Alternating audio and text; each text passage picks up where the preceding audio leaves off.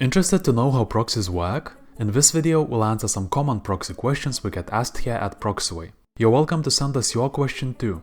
You can do that by commenting below our YouTube videos or on proxyway.com. See an interesting question? Skip to it using timestamps in the video description. How do proxies work? Think of a proxy server as a middleman between you and the internet.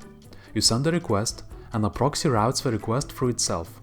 This gives you anonymity when browsing on the internet, because the proxy server uses its own IP address to communicate with websites and other online resources, instead of showing your IP. If you want to learn more about what proxies are, we have another video on that topic. Why do domains block proxies and data scraping operations? Domains don't like to share data with others, especially if it's valuable. There have been some landmark cases around web scraping. One involved Ryanair, a flight aggregator target, another LinkedIn, a lead generation heaven. They weren't happy about being scraped. In the same way, Ticketmaster and Nike protect their stock from scalpers, and e-commerce giants like Walmart do so as well.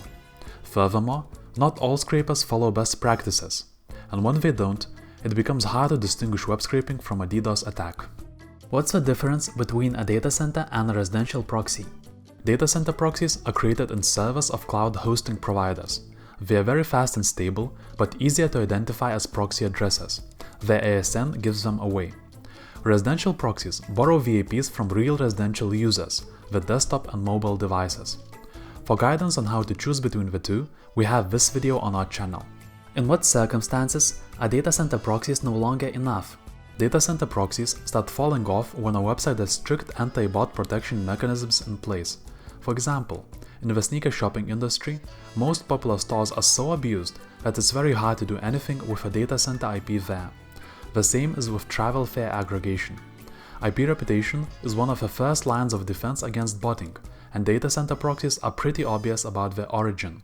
Another scenario is when you need wide and precise location coverage, which is something data center proxies find hard to provide.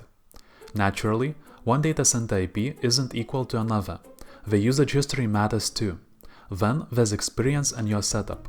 Web scraping experts like Crawlera, now Zeit, find data center IPs enough for most targets, and they have few issues scraping sites like Google or Amazon. In fact, they reserve residential IPs only for edge cases. Can data center proxies be used for continuous scraping operations? For example, daily scraping of the same sources? Sure, as long as you don't get them banned. That is, have a large enough IP pool, rotate IPs, follow best practices, data center proxies will do the job very well. They are more stable and faster than any other proxy type. Sometimes, you might even want to trade success rate for faster retrieval when you need real-time data. What are the reasons that residential proxies are not used more often? They seem to be superior to data center proxies in almost every aspect. Apart from being more expensive, are there any other drawbacks of using residential proxies instead of data center ones? Price is a big issue. Residential proxies charge by traffic, and if you use a lot of traffic, that gets expensive fast. Many targets can still be scraped with data center IPs if you know what you're doing. Then maybe control.